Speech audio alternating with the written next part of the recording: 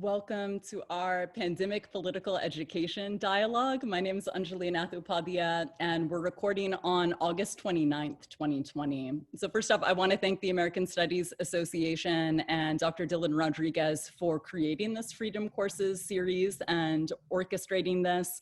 Also want to thank all of our listeners tuning in and all of the community educators that we're humbly extending the legacy of that have been doing this work for quite some time. Of course, I also want to give a shout out to Michael James. Thank you so much for taking the time to be down to be in dialogue. Maybe we can just share a little bit of context related to what inspired this dialogue. So we've both devoted decades to political education and are going to be sharing some reflections based off of those experiences and some of the work that we're currently doing, and especially to support folks that might be holding teach-ins or they might be doing radical study groups, but might not have been able to get as into the amazing tradition of liberation pedagogy as we have been able to get into over the course of our lives. So sharing in a way that hopefully can be supportive for folks doing this kind of work.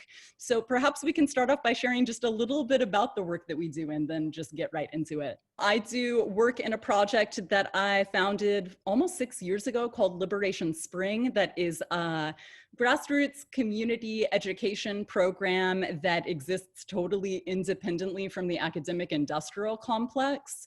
And we've been 100% donation-based, pay what you can, no one turned away for lack of funds since the inception of the project. And it's an incredibly special space in the sense that we're able to do work that is unapologetically in the service of collective liberation and more specifically decolonization, as opposed to getting wrapped up in whatever the kinds of censorship, or gatekeeping that is so commonly associated with doing educational work in institutions looks like for a lot of our loved ones and for frankly most formal educators within the settler colonial US today. So definitely a little bit of what I'm going to be sharing is informed by that experience with so many incredible folks that have come through to that space within the past 5 years, but then also as an educator working in the fields of political science, indigenous politics, women's studies for my career so far.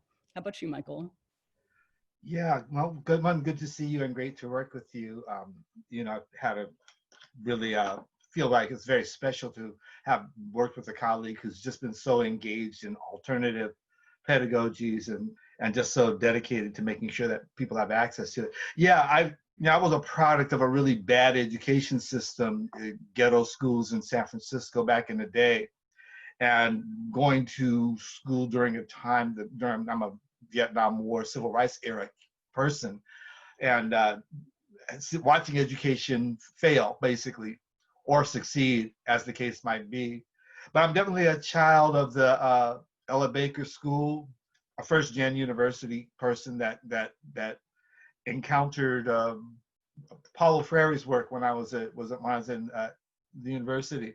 And actually ended up meeting him later on down the line in the 80s. Started some development of popular education work in the US with about 30 other projects that were UN type 1C3 type organizations.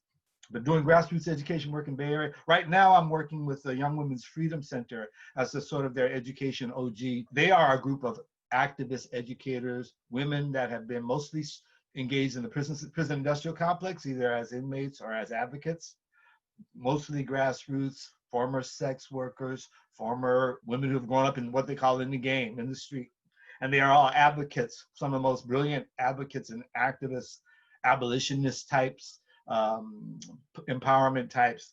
So I've been working with them for like 25 years. They developed their own education program called Education as a Practice of Freedom. Discovered me and discovered that I was in the same vein and said, we're going to put you to work for us. So I do sort of the training and development for them. Yeah, there are young leaders ranging from ages from 18 to 40 now.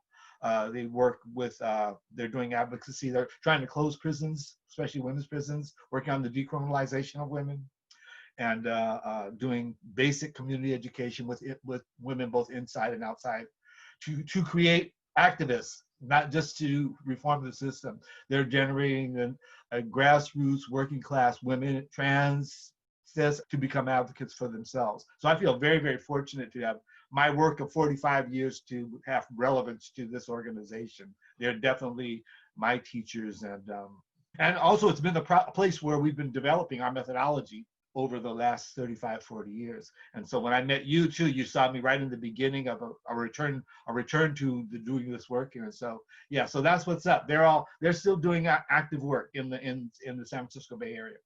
Yeah, appreciate you sharing that little bit of context.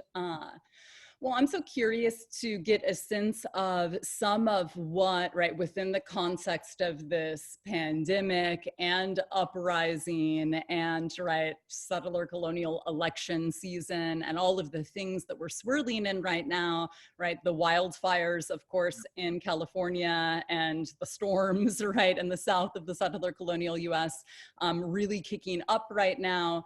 Some of what you have found to be supportive, right, of the folks that you work with pedagogically. So, right, for our listeners that might be kind of starting to dabble in political education a little more substantially right now, what might you want to share with them in terms of, could even be a cautionary tale, right, but especially what has been super supportive?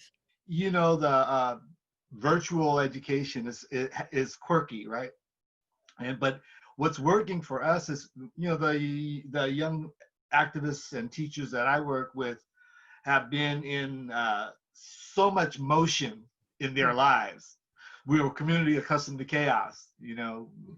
I grew up in a family of 9 people in the hood. These young women they've just been in all kinds of drama and tension. So in one sense, what I call the Corona stall has enabled people to be still. And that stillness, in that stillness, in the having to sit in front of a screen and work with each other, has created a space, in a sense, to be reflective and to be not exposed to all of the frequencies and the tensions of having to do demonstrations, or having to go to the Sacramento to lobby for closure of prisons, or having to do, some of them are doing literally housing women who are being released. They're so engaged. So in one sense, the educational process has put us in this virtual space, but it enables us, as we're learning how to navigate it, that space is given us to put the action reflection dynamic into a better stasis. I think that's a positive thing, and it forces us to communicate, bring our humanity into the circle. It forces us to be more intentional about that, rather than just assume because you can see each other on the screen and you can put words out that's actually connecting. We're actually really trying. They're really working at, how are you doing? What's going on with you? What's in your space? They have their children in the backgrounds, they're kind of like things like that, but they're in their home spaces. And I think that's something that's happening too, where I'm recognizing that how we learn and where we learn has to do with how comfortable we are in the environment that we're communicating from. So that's one insight that I think that is a positive. Even though people are feeling a lot of negativity about digital space, I understand that. For us and for our work, depending on scale, like we've gone from meeting with 8 people to meeting with 4. And that's made a big difference. So we've had to learn how do you have dialogue with 8 people on a screen? It looks like the Brady Bunch on TV, right?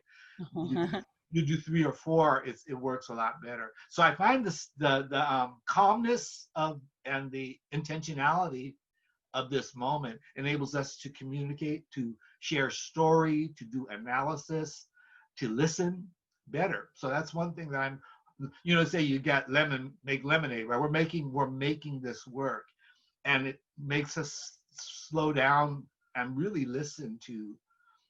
I mean, I'm learning about. I've been with a couple of these leaders here for 20 years. I'm learning things about them now that I didn't know before, because we're being more intentional about how we share, how we contextualize what we're doing. So that's one notion. How about you in your space? Yeah. Well, one of the things that reminds me of what you were speaking to around how this virtual medium for folks that are doing consciousness raising work, popular education online right now, can actually be supportive in ways that might be counterintuitive or surprising to folks. Is kind of like you were saying with, you know, children running around in the background for communities or for circles that might, right, not have, say, had kids in meeting spaces previously.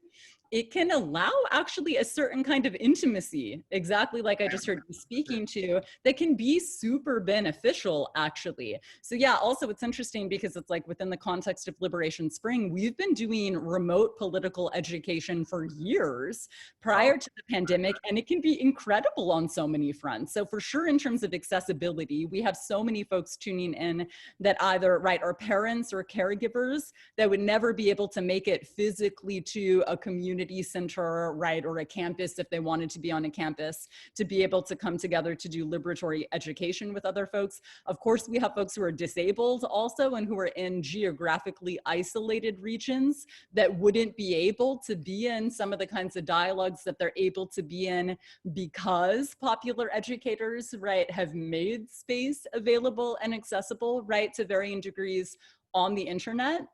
And so to me, it is really important to underscore really amazing possibilities within the context of digital consciousness raising, instead of just kind of presuming like, oh, this is, right, such a kind of paltry, right, alternative to being able to connect face to face. Because like I heard you speaking to, I hear people sharing that kind of presupposition so cavalierly, and that's not necessarily the case at all. Like for an educator, for example, for me, one of the things that I love about doing digital education, and again, as someone that when I was teaching on campus, I never wanted the online classes. I was like, I'm not even interested in that. Don't even talk to me about that. Like face-to-face is what's up. The boundary setting and maintenance of like class starts at 6, that's when I see people, it ends at 9, that's when I'm turning the computer off, can be really supportive. And that you don't have the, you know, necessarily people wanting to engage in ways that can be tricky to navigate when you do have the kind of ambiguity of, especially for, you know, campus educators, it's like the student that walks all the way back to the office with you, or is like walking to your car to the parking lot because they want to continue to engage in a way that can be laborious to have to kind of bracket or to have to negotiate. Like that doesn't show up in the same kind of way in my experience in digital education.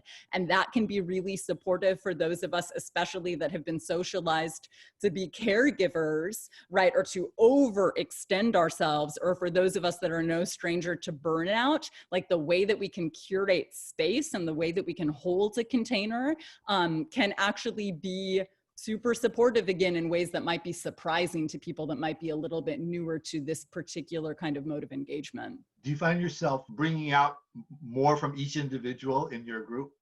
That's interesting. I mean, in different ways. So also on that front, you know, it's like for people that are using Zoom or whatever platform they're using, it's amazing to be able to have access to a chat in real time at the same time as people being able to be in dialogue, because some of us know, right, a lot of, right, learners really can benefit from, right, having that option available to them that for whatever reason that could make a whole lot of sense, right, might not be as interested in immediately verbalizing themselves or vocalizing themselves in the same kind of way. So the chat function can also serve different, right, challenges for sure, in terms of, you know, this kind of mythology of multitasking, like for a facilitator having to attend to both things simultaneously. And if something is happening in the chat that merits attention, do you need to interrupt the flow of a dialogue to be able to go there and dip back in and out, right? So there's a lot to navigate. And at the same time, it opens up possibilities, or like someone being able to private message you something if something is coming up that wouldn't necessarily have been possible if we were in a community center sitting in a circle together, like so many of us have experienced previously, right? Mm-hmm. Yeah. I guess I was thinking about too, just the different, you know, in the U.S., of course, in this what you call settler colonial kind of framework, with the 4 major crises going on here, from the Trump moment to COVID-19 to the police murders the climate change issue, all of these things kind of create an incredible disruption in aspects of American life. For the people I'm working with, it's just a different degree of disruption. As you know, these Right. are Yeah. women of color. We've experienced the sharpest edge of this, the most corrosive edge of this system anyway. But having said that, how are people understanding kind of the abstraction of all these different things you're talking about in Liberation Spring? Like, are people when they say settler colonialism, when they think about these kind of abstract things, in this moment, how are they talking about it? How are they feeling it? Maybe that's what I'm asking you in your space. And I'll talk about how that's happening in my space. But I want to hear, as you talk about it, in some ways, so you can get virtual like this, and then everybody can sound very prolific and very profound. At the same time, we're already being abstracted by the digital imagery. You know what I'm saying? We're already a distance. And then the intellectual tradition that we're in allows us to sort of distance ourselves and sound like we know about something, but not necessarily be able to express how we're grounded in that understanding. Like, say, for example, how are people feeling about what just happened in Kenosha, and how are they dying? How are you working that dynamic with your students? Yeah. Being so intentional about bringing in embodiment is one of the ways that we mitigate that. And within the context of settler colonialism in particular, right, and feeling into what it is that we're engaging, and also just making space to acknowledge that we're actually always already feeling into the things to begin with. It's just so often people don't acknowledge that, right? Or there's not space to be able to recognize that, especially if that's not authorized or validated in a certain space, depending upon the approach to knowledge that's getting centralized. Uh-huh. I don't know if you saw, but I was texting back and forth with so many folks about this last night. But the Black National Convention section on land back, I was just like crying. It was so beautiful seeing, it's like the movement for Black Lives didn't need to include, right, Nick Tilson, who's dealing with these horrific charges because of the demonstrations at Mount Rushmore, but they did, right? And so really we just actually last week in class, we're getting into this amazing zine that, I don't know if you're familiar with, one of the co-founders of the Indigenous Kinship Collective. They go by the moniker Faggot Planet, and they created this land back zine that has an incredible section on the hashtag lands back and anti-Blackness kind of intersection. And so, yeah, like we go there, but first and foremost through our bodies, right? Because if not, it's just so much more likely that we could be making things up abstractly that's not actually materially moored in anything that's consequential within our lives. So to give a few examples of what on earth that looks like every class of ours starts off with an invitation to share 3 deep inhalations and exhalations, just to kind of pause, right, to ground in our bodies if folks are feeling it. And if they're not, no worries in the least, it's totally voluntary.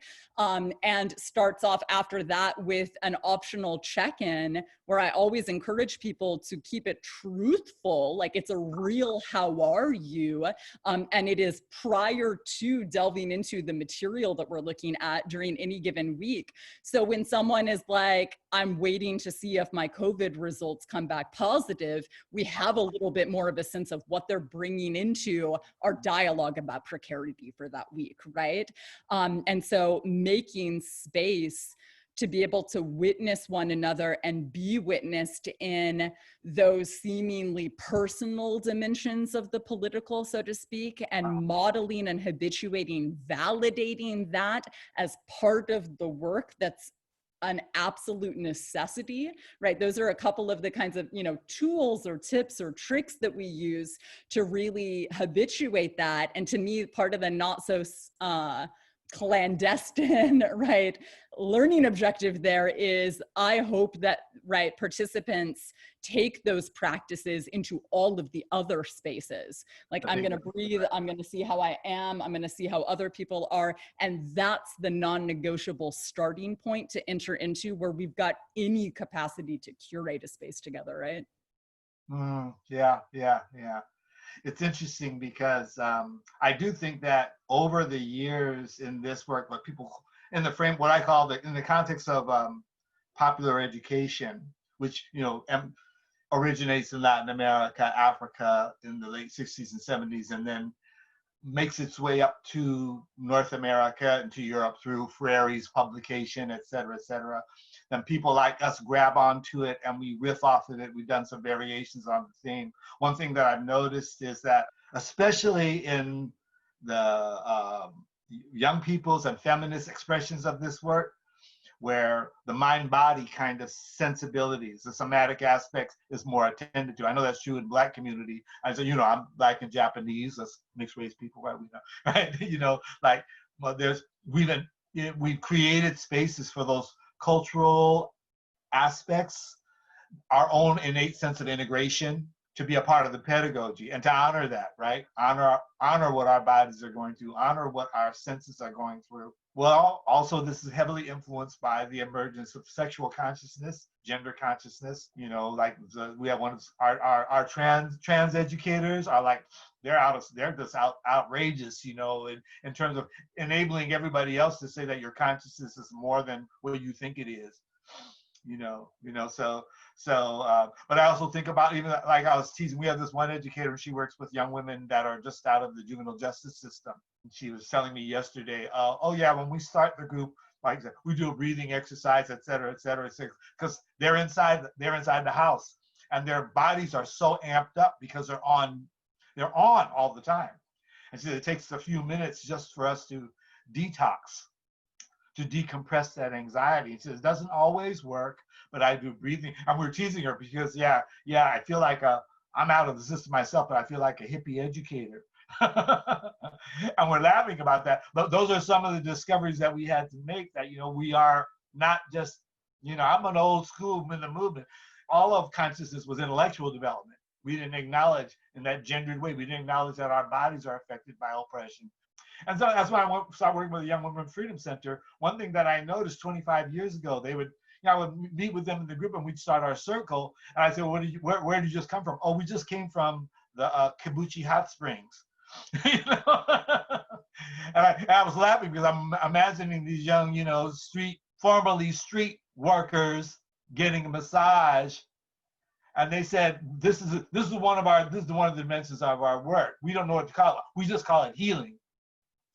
But that changed my work, because I said, they're paying attention to all of these things, especially in the chaos that they know. I say, I can't focus if I'm hungry. I can't focus if I'm injured. I can't focus if I can't see. I can't focus if I'm loaded. I can't focus if I'm traumatized.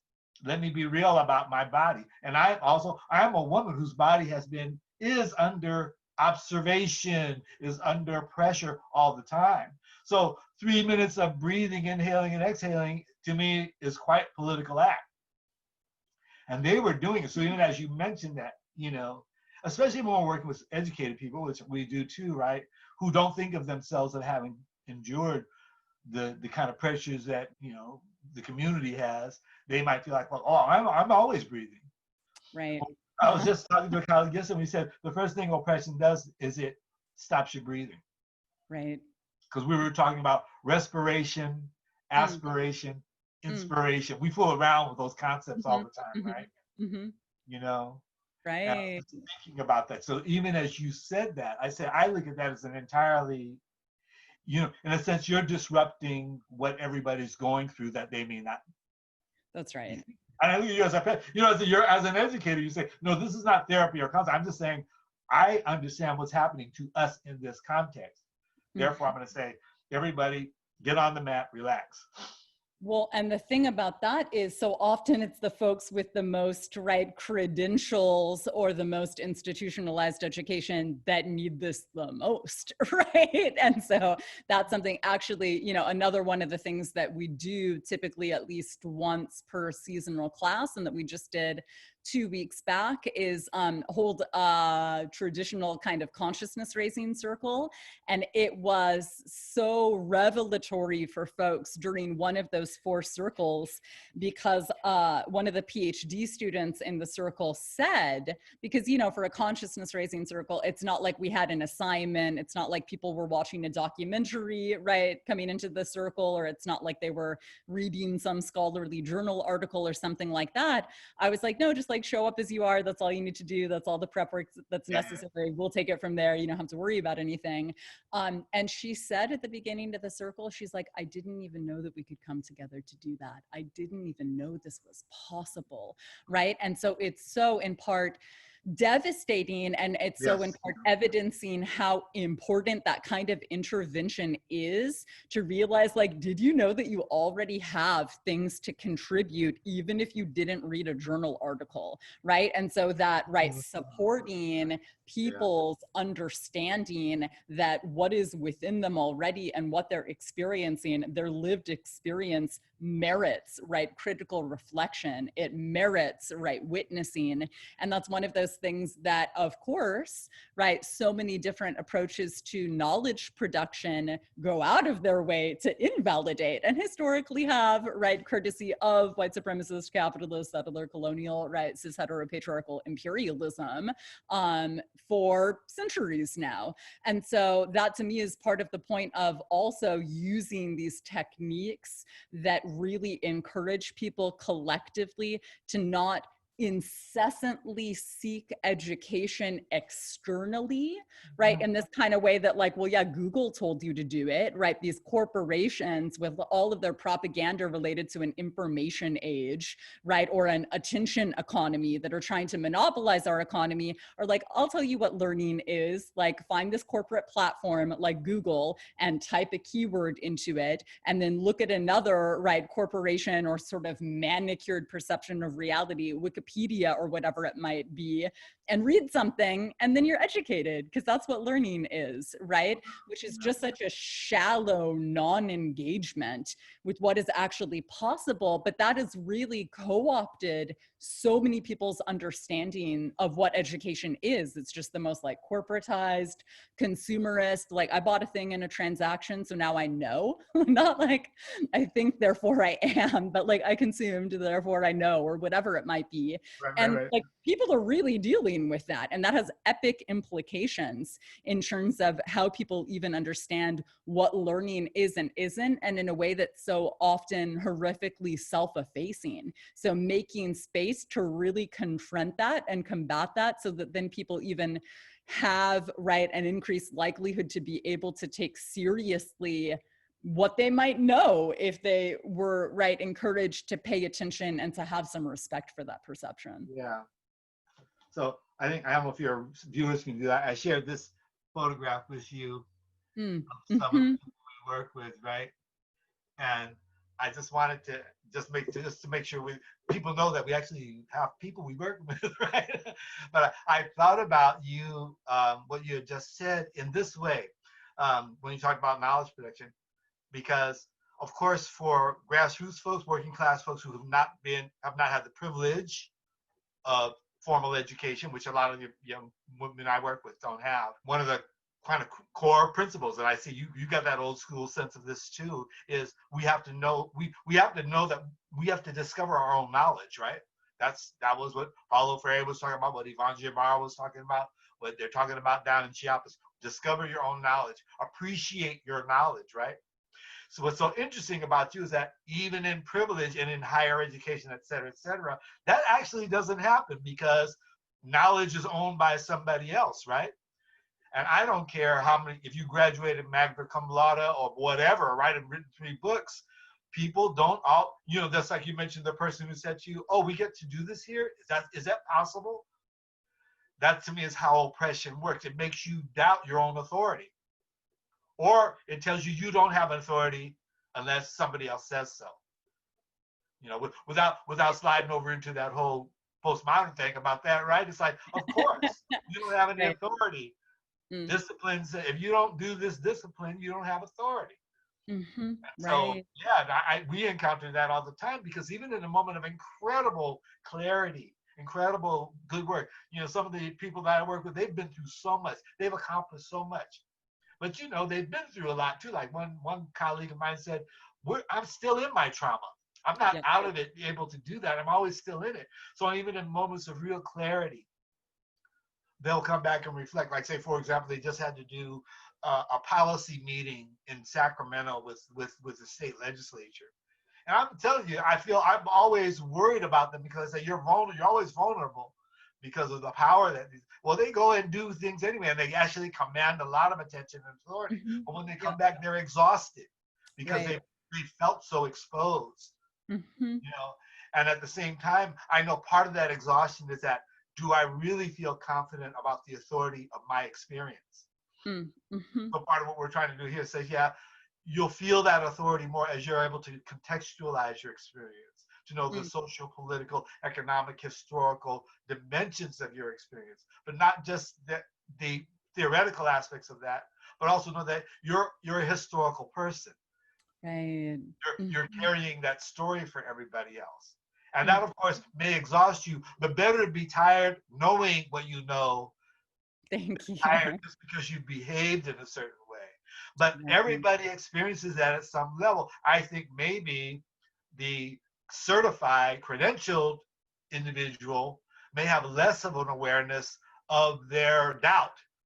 Sure. Mm-hmm. You know Right. what I mean? Because Yeah. I have friends with PhDs who have gone to reviews, get blasted in a peer review, and feel like they didn't know anything.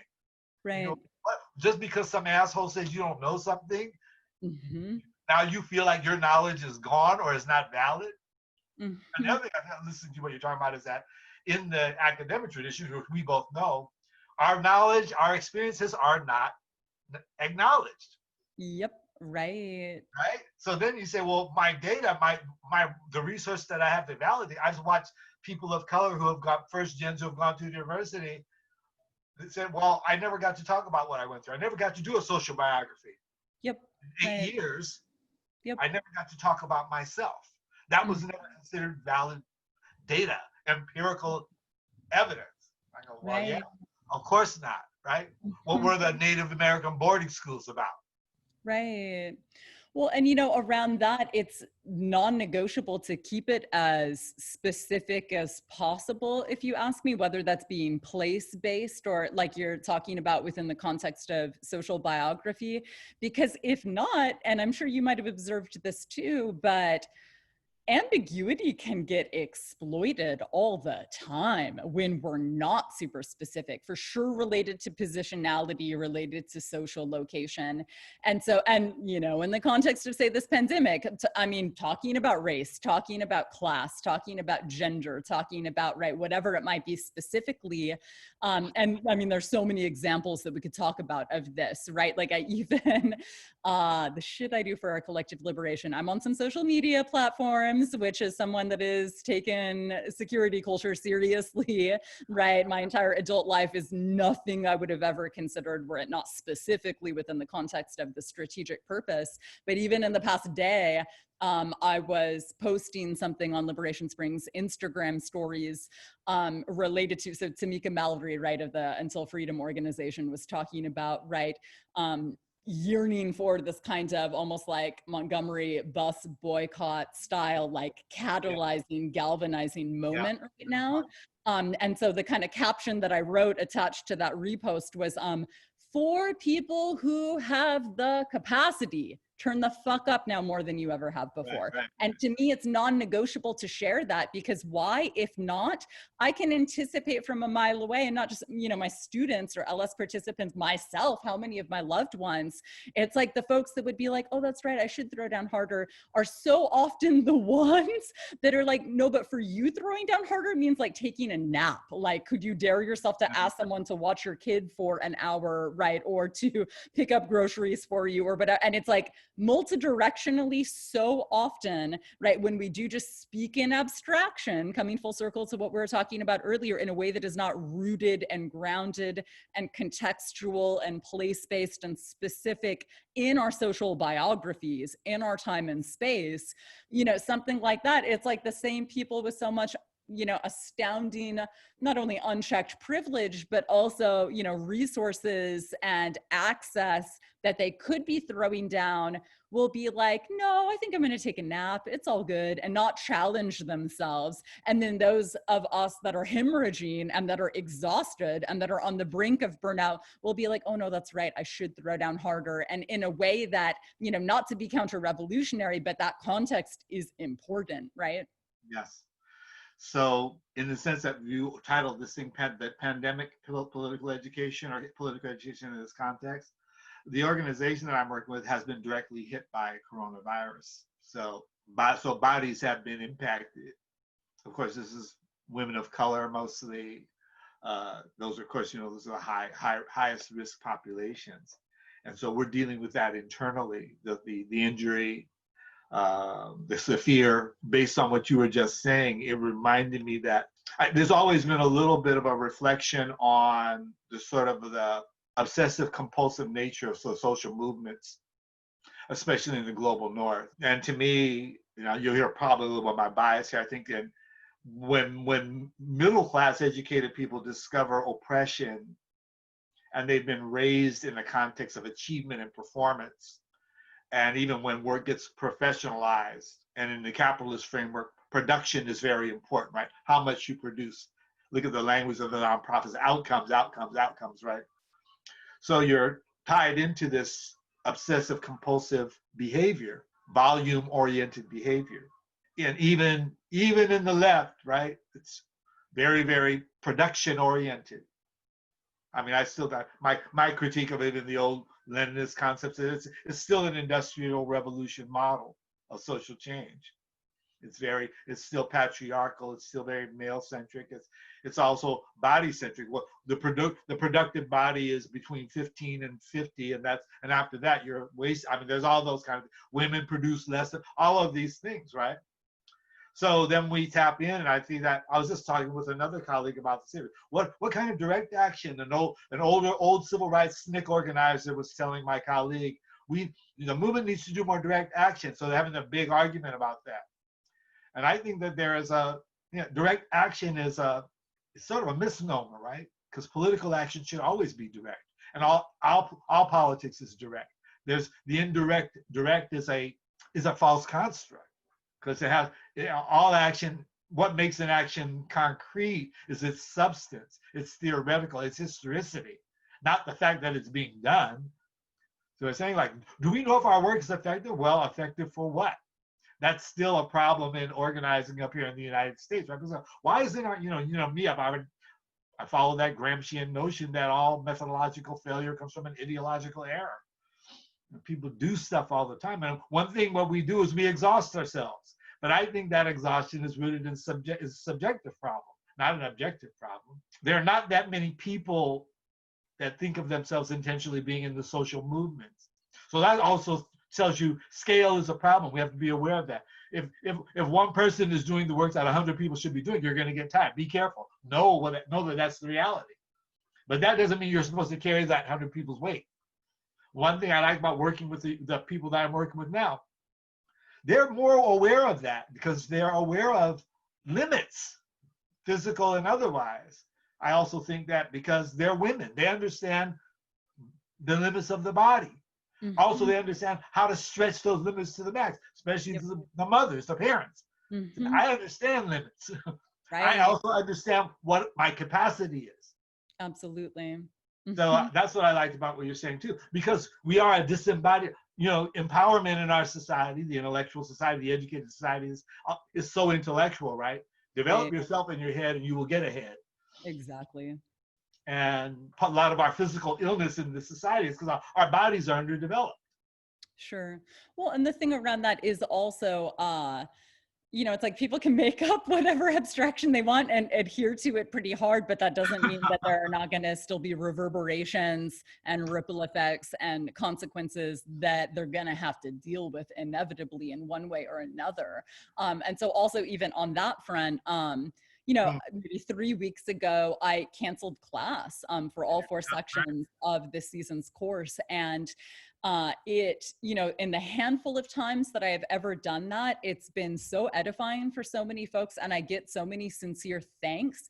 And I said very specifically, like, I'm feeling the vibe. I know that so many folks are like pretty exhausted right now. We have nurses and so many so-called frontline, right, essential workers within our community of participants, caregivers, parents, right, folks that are being stretched way too thin right now. And I also, right, modeled like this. Educators are humans too. Do people know this? Like, I am exhausted. I see so many of y'all are exhausted, and give thanks we're capable of adapting accordingly and not just kind of subscribing to some route pre-designated agenda, but actually being attuned with presence to what is unfolding right now and then switching things up accordingly. And folks were, so grateful. And I also framed it within the context of, right, so much of the work in terms of the formal, right, curriculum itself that we've been getting into related to what labor gets recognized and what labor, right, goes invisibilized, and how completely political that is, right? And, it's like, in terms of the context of this distinction that some people make, say, between activism and community organizing, like, sure, you could throw down hard for a campaign right now in the next 2 weeks and then burn out and then have some really harmful impact reverberating months, seasons, years into the future potentially. Or, to keep it real, turn so many people off by this kind of, right, particular mode of engagement at the expense of other potentially more viable possibilities that we could be considering that actually could be more generative moving forward for the rest of our lives. So also zooming out, and wherever we can summon it, having some perception of that long game or that long view, so to speak, which might reveal different sensibilities right now that are also probably in our body were we to be consciously paying attention to begin with, right? Yeah. It's interesting that, because that's, we always say we're pilgrims of the self-evident, right? You know what I mean? Like, these things should be obvious to us, but of course they're not, right? I told you, I think I shared with you last week. So I'm doing a small Zoom session we call Reading Circle, and one of our colleagues, she's older, former inmate, wonderful person, comes from an indigenous Pacific Island background, comes to the Zoom meeting. But I'm looking, I said, what's going on? She's lying in her hospital bed because she's ill right now. She said, I just wanted to make sure I was accountable to the circle. Yeah. And I thought, and for all of us in the circle, we're like going, okay, you know what? We know you're accountable. Cool, we got you, right? And then we let her go in that minute. But I thought, wow, as even when you suggested this activity, I go, oh, Anjali wants some context. So I go, boy, how do you get that? This colleague of ours is in it.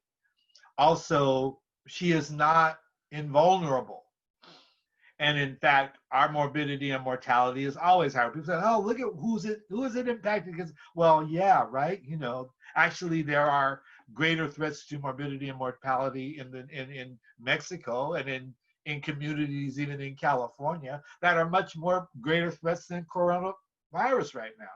And that's always been the case. So we're at risk. Oppression is risk, right? So as you were saying that too, I think that I was thinking about, you went to I think you went to Chiapas, or was it Oaxaca, in the women's conference recently? Yeah, was it 2 springs ago, and the first international, right, women who struggle against capitalism, EZLN convocation. So the first major, right, international event that Zapatista women specifically have put on. Yeah. What made me think about that is that, it's sort of like they're from the things that you told me and the things I gleaned from it, there's such a high sensitivity to the physical reality of ourselves, right? Absolutely. Yeah. Right. And it's a sharpened sensitivity because it's informed by indigenous philosophies and consciousness and experience. And then it's informed by ecofeminist for, that framework, right? Informed by those of us who are really rediscovering our physical selves. You know what I mean? Where we say, well, let me go over here, because if I go over here, I can be a physical person. I can be a person in nature and in the world. I mean, this to me is a problem when we talk about, well, how do you do direct action, blah, blah, blah. Sometimes what I hear is the same kind of language that I heard when I was working with my dad in the auto industry, learning how to do that. The language is technical and mechanical, and that you're just you're there for your utility. I mean, that's why I resisted academic language. You're there for utility, and your utility is disembodied from you're disembodied. It's a Absolutely. bizarre construct, right? I mean, this probably goes back centuries in the first moments of science and technology, whether it was, Right. you know what I mean, building aqueducts in Rome, or doing agriculture, from nomadic indigenous people learning how to do agriculture. Mm. When we found ourselves that when we discovered our technological consciousness, we started messing with nature. Mm. But we didn't realize that our bodies were messing with that too. That's right. Right. Yeah. And now we're just kind of rediscovering, although there are errors in how we organize. There are errors in how we develop science and technology. There are errors depending on what our intention is. Absolutely. Right. Right.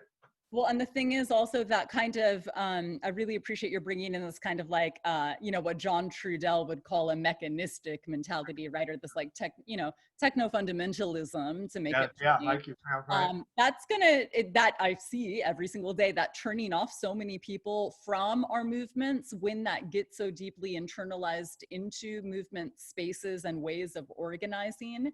And so, right, something else that's really concerning on that front is, it's like this sort of Cartesianism, like unchecked Cartesianism playing out in activist spaces that I hear you speaking to. One, for so many of us, that's not exactly our issue, so to speak, to begin with. If we do actually subscribe to other cosmologies, that's not so Eurocentric and disembodied.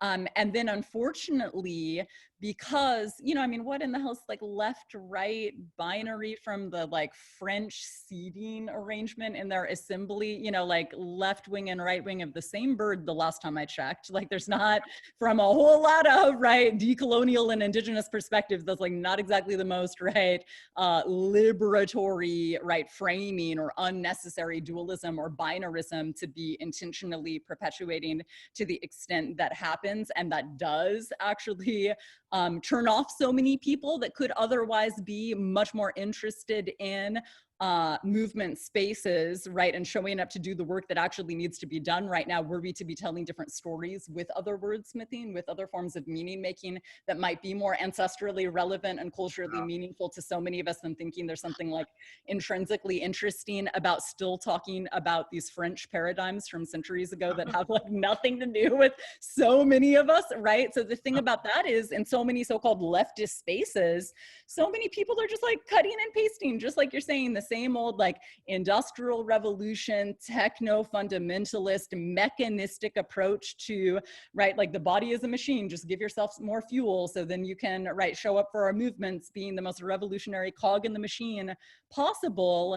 And that disproportionately devastates and desecrates some of us first and faster than everyone else along very predictable lines of privilege and oppression. And so that's part of why, say for me, just to make it plain, right, say within the context of LS and other spaces, to do a decolonial feminist pedagogy involves, to the fullest extent possible, like leaving that at the door to make space for modes of, right, doing the work, so to speak, that don't devastate us, that don't destroy our bodies.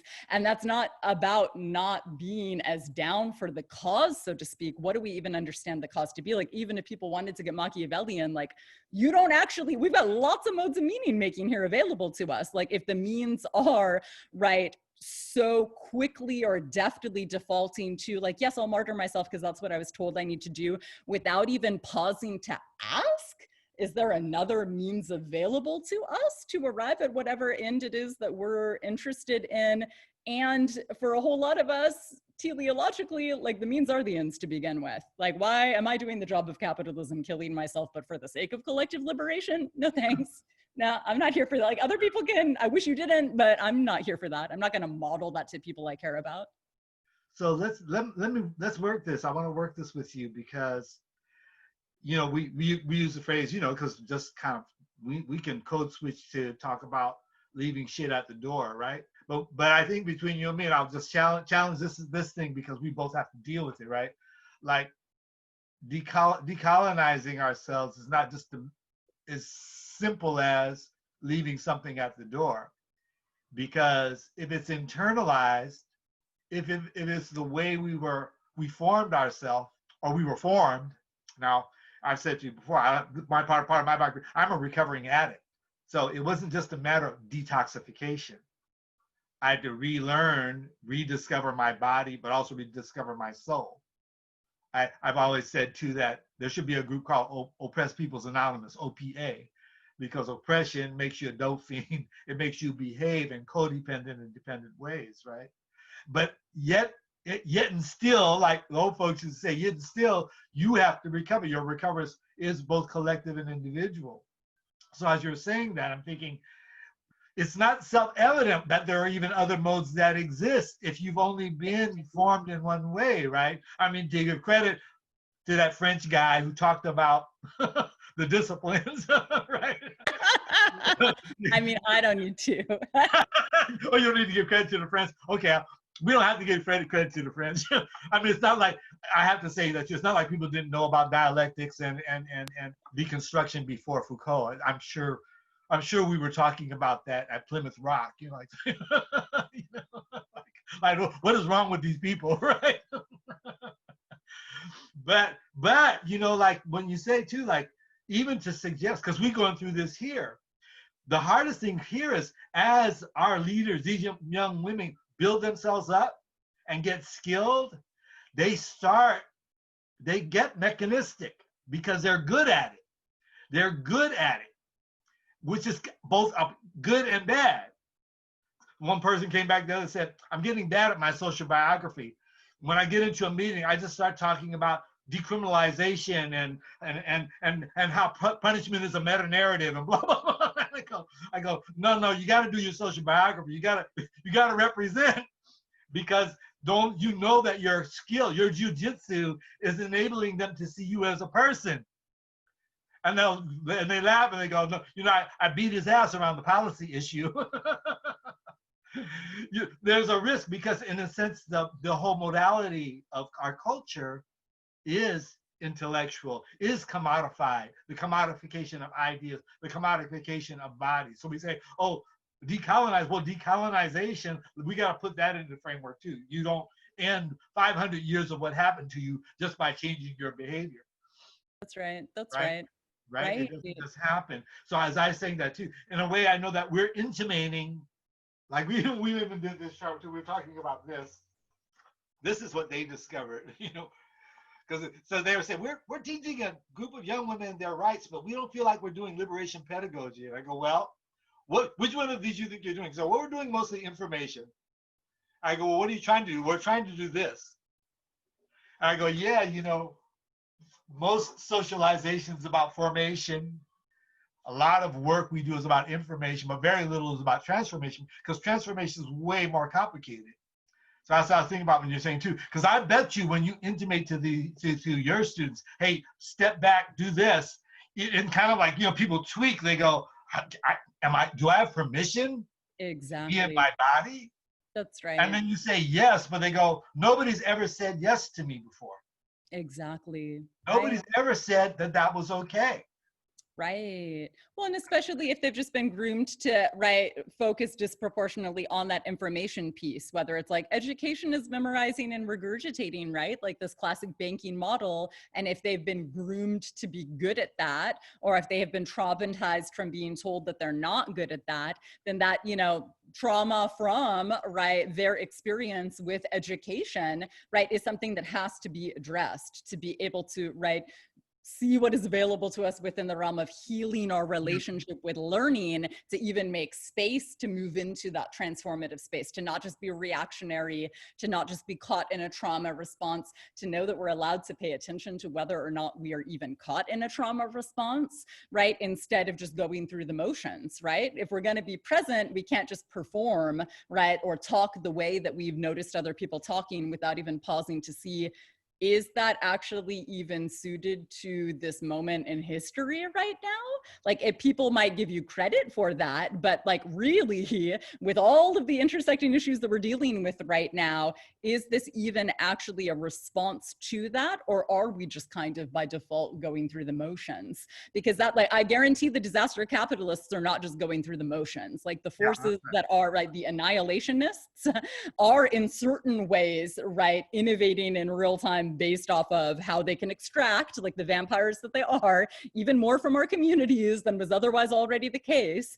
And so, right, what then is our responsibility to be able to summon whatever capacity to be more present in this moment that is, right, possible or available to us. so that's what my curious about your pedagogy and your intentionality about that, because as I've gotten to know your work, it's sort of like if capitalism and neoliberalism is like a race car, then what we're talking about is sort of like a dance. You know what I mean? You know what I mean? It's we're moving not as machines, right?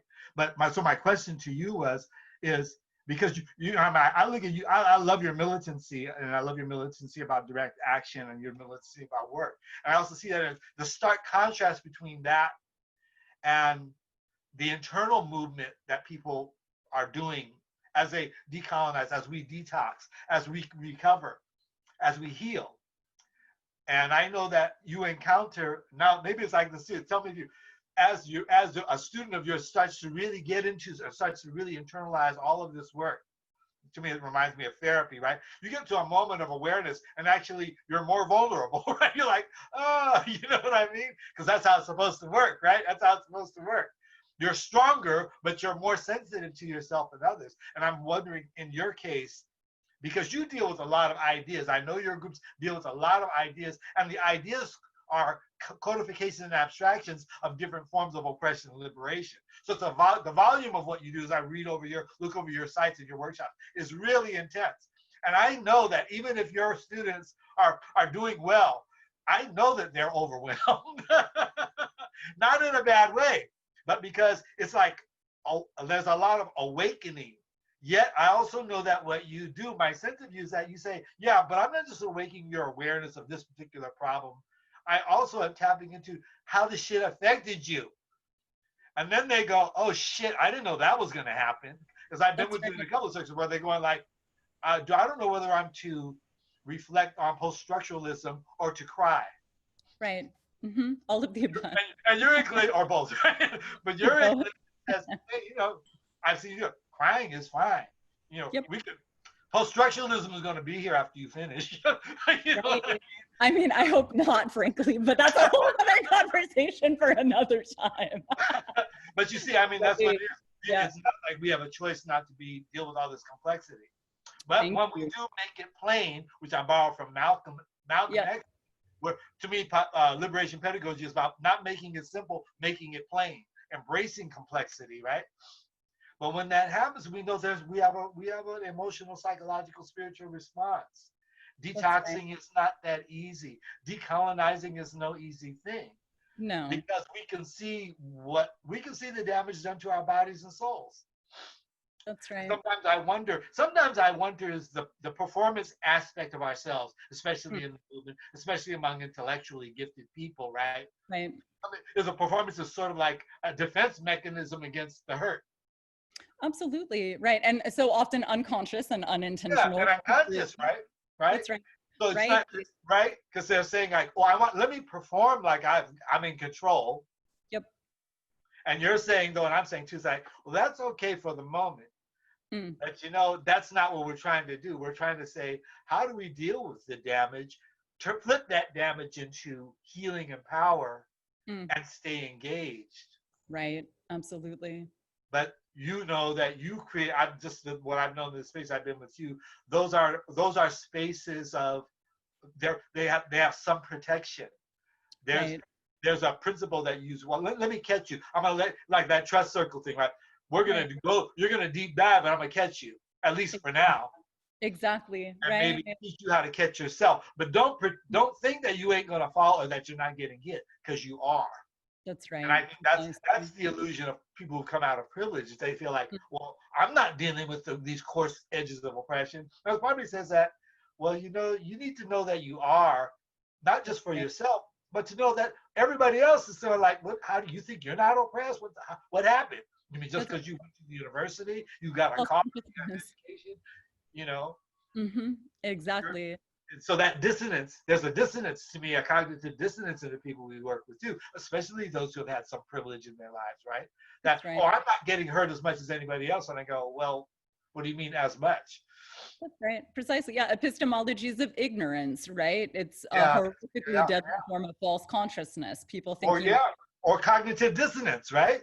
that's right, which is so often, right? If we're going to use the medicalized language, it is a symptom of post-traumatic stress, Wow. which so many people have, and it's legit a neural injury, right? And it is non-negotiable to attend to that, right? To be able to move forward in a more substantial way, where you're not constantly like, oh, well, maybe the settler colonial US isn't an omnicide, so I don't need to actually be throwing down like my life is on the line, right? If you're in that tug of war, that back and forth, you're going to be much less likely to be able to mobilize to get free because you're still, I mean, even scientists understand what's the first step of the scientific method. You have to state the problem. And if you haven't stated the problem, you're much less likely to be able to identify a solution, even if you're swirling in solutions, because you're like, is there a problem? I don't know if there's a problem, right? Like it's non-negotiable to attend to that, right? Well, that's what I was going to ask you is because, so what privilege does it insulates you or it gives you the illusion that trauma's not happening to you. That's why I'm saying too. And then I know that a lot of intellectually developed political people say, oh, I know that that exists, but it's abstract. I know that in your circumstances, in your learning circles, people go, you're asking me, Anjali, to recognize trauma in my own situation and deal with my own dissonance about it. That's right. It's the true in our circles too. Say, I spent my whole life figuring out survival mechanisms.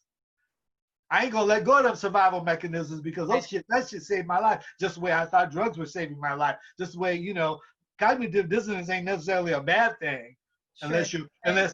unless you're shooting it in your arm. Mm, mm. Yeah, and I mean, temporality is what's up. Like the CD that could have supported your survival 32 years ago, right? Is that the same as 12 years ago? Is that the same as right now? Is that going to be the same as tomorrow if we're alive tomorrow, and so on and so forth, right? Yeah, So again, yeah, taking it back to being context dependent instead of getting caught in abstraction in a way that can be, can totally fuck with our perception. yeah. So what do Yeah. you think about this? Because I know that as I've over the years tried to communicate with community organizers and people on the left about the necessity of liberation pedagogy, many would say that, man, that's a lot of work, but people can get caught up in that, and then they get caught up in their feelings. They're not going to do anything. They're not going to act. And I kind of go, well, what do you mean caught up in their feelings, Right. or what makes you think that it's not a political act to recover, to be whole? Absolutely. I Right. don't, I don't ask that question anymore because I see their dissonance, right? Sure. Right. Well, and the thing about that is also, it's like, again, taking it back to the distinction that some folks make between activists and community organizers. Like, Yeah. are you here to win one campaign? And then, like, I just remember it's like going back to when I was in college and I would spend some time periodically at this house in Tongva territory in LA that, Unite Here, so Hotel Workers Yeah. Union, right, kind of collective house where people organized and a lot of the organizers lived together. And I was just horrified seeing some of the like disgustingly cis hetero patriarchal sketch tactics that, like following workers home at night, like some woman that's working as a maid in a hotel because they want to be able to get her address to, right, try to mobilize her or, right, activate her in their campaign. And it's like, one, never speak to me again, this is disgusting, right? But two, like this, they're not intrinsically or inherently giving two fucks about that human. Like they're trying to get their numbers or their quotas, like the uninterrogated, internalized capitalist logic that is clearly still operating within their approach to activism in this case, without necessarily considering like, how do you, one, like you could get shot and potentially like rightly so if some random person was following you home because they wanted to organize you, you know? And so it's like, this is real. Like it pretend like you're that person for a minute, right? And some of us have been those people that some activists tried to organize, like already what embarrassingly disempowering, right? Problematic language and a problematic mentality to take. So we need to, right, invite people to move back and pause and reflect on what the project even is to begin with, right? Because I'm not, again, a cog in someone's revolutionary machine, and I would never have the audacity to, like, do people care about consent? That is not a consensual way to engage with people, right? So are you some like self-proclaimed vanguard that's just trying to get like minions or the masses, some undifferentiated masses to do your bidding because you think you know what's best? Or does this actually have to do with supporting people's, right, own capacity to perceive with more clarity, to then be able to, with autonomy and self-determination, designate for themselves and their own communities what their project is, right? And so like that, those questions are non-negotiable to engage, to then be able to get more clear around what tactics are or are not going to be aligned with said project, right? Yeah. No, I think you really crystallized what I think though is the larger historical contradiction.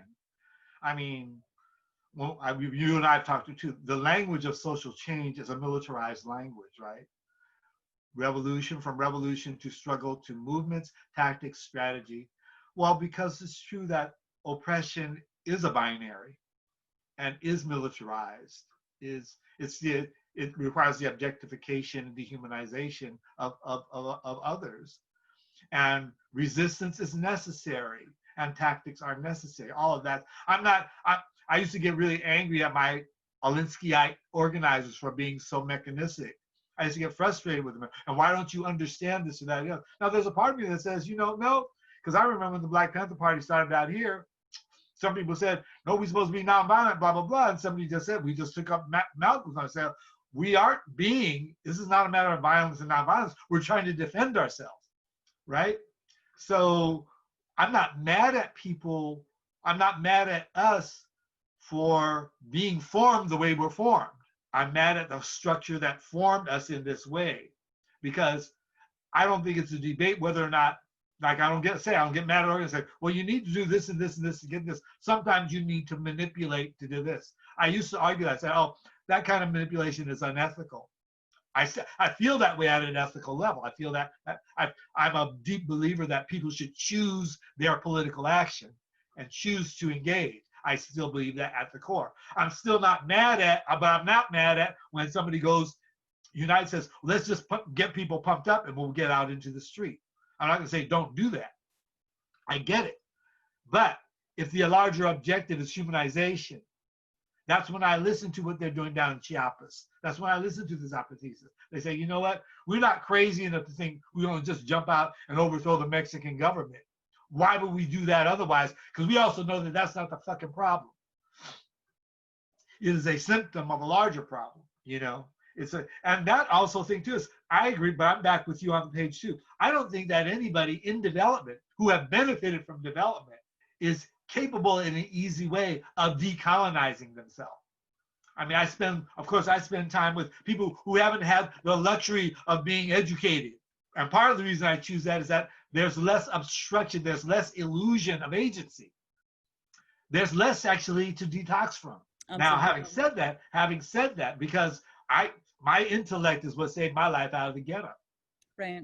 But it's also what I had to do 20 years of therapy for, to think that don't run to your intellect to save your life. Because when I crashed and burned, my intellect wasn't saving me anymore. Right. I had my mind-body split.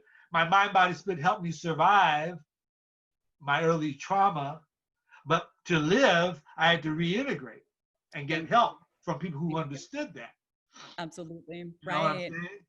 Well, that integration piece is everything, if you ask me. That, because if not, we can just continuously play the sort of, right, again, attention economy, information age, in through one ear, out the other, without actually pausing to see, like, can we talk about praxis? Or like, how has this changed your life? Like, how are you embodying this? How are you operationalizing this, so to speak, Yeah. in the best sense of Right. that, not just like some capitalist, right, sort of instrumentalization of knowledge. No, like, what is this for? Like, planet's on fire, people are unnecessarily dying and being harmed. Like, really, what are you going to do with this?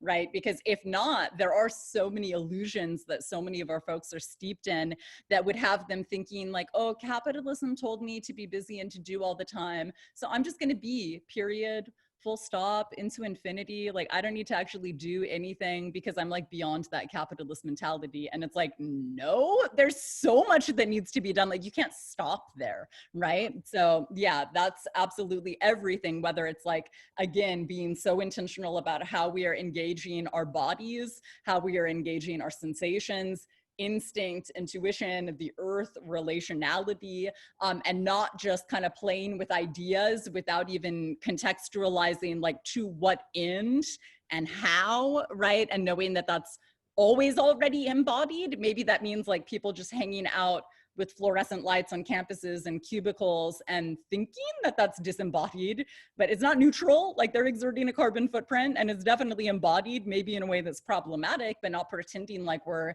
brains in vats and just perpetuating some Cartesian dualism unnecessarily, right? Yeah. Yeah. Right. I guess you maybe just made me think about the tyranny of idea, because ideas, like I say, we find safety. I mean, that's, look at what happens with religion or with doctrine or with dogma, right? The problem with all of those things is they're idea centric. But then it was just like that Cree elder that said, in her way said, one difference I say that white people have ideas, Native people have vision. An idea is only accessible at a given time to a certain amount of people, whereas vision has to be manifest and collective. Now, to me, I feel like we're also pioneers, or if you will, scientists, about the dialectic between the two. Because of course idea is important. Of course idea, theory isn't everything, right? But of course vision to me is the frontier, because we learn vision is considered a primitive concept. Just in the way that emotion was considered a primitive concept. For sure. Right. Well, and I mean, that's kind of begging the question. I know that we're probably just about at time, but I mean, this is again like part two for the sequel. So much to get into. Like, how are you going to close out without so much for us to get into there? Yeah. Hold on to that. Mic drop. Boom. Yeah, I know exactly. And we're done.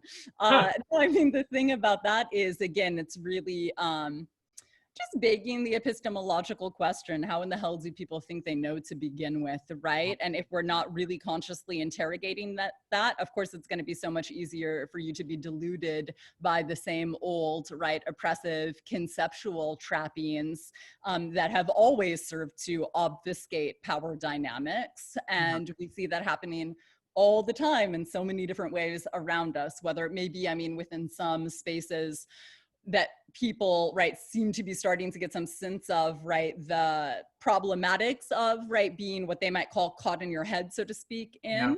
Then they're like, oh, I'm just into emotional intelligence, like, fuck thinking. And it's like, oh, really? Like, who benefits from your not knowing how to critically think, or your community's not knowing how to critically think? And then they actually think that's deep. So that's in, in the settler colonial US, I'd go so far as to say the vast majority of spaces where people get off on talking about emotional intelligence, super anti-intellectual, right, in the conventional sense. And then also in the vast majority of spaces where people talk about embodied wisdom or somatic wisdom or intelligence, super anti-intellectual, not a lot of critical thinking going on in those spaces at all whatsoever.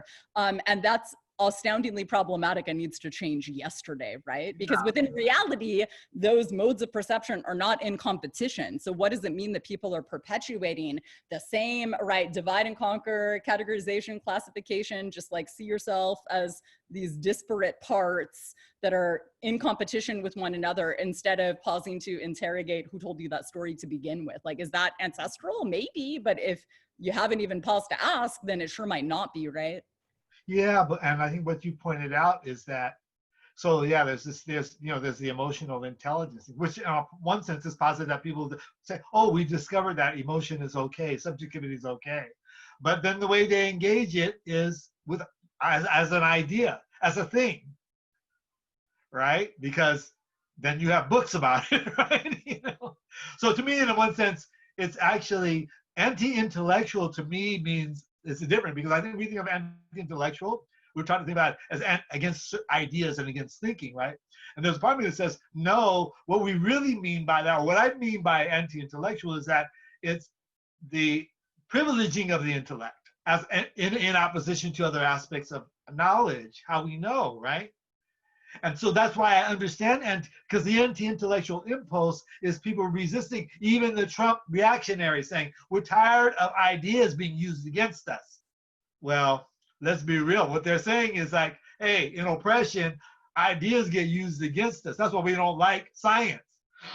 Well, you've discovered half the contradiction, but what you've left out is that you got ideas too, and you're not mad at the fact that somebody's using ideas against you. You want to be in control of the ideas yourself. You're not an anti-intellectual, actually. You're against a certain set of ideas that come out of intellectual formation. Mm-hmm. You want to be the deep state. Exactly. Like, well, my ideas aren't actually ideas. They're just like reality, like just yeah, right. in the singular and monolithic. But like these other people saying other things, to hell with all of that. Like, stop that immediately, right? Well, yeah. So that raises the question of patriarchy, right? Mm-hmm.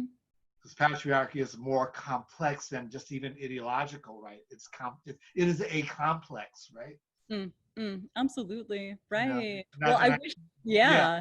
No, I was going to say, I wish we had more time to get into that, but we are actually just about at time. So do you have any closing remarks or ideas to share, wrapping things up based off of everything that we have been getting into?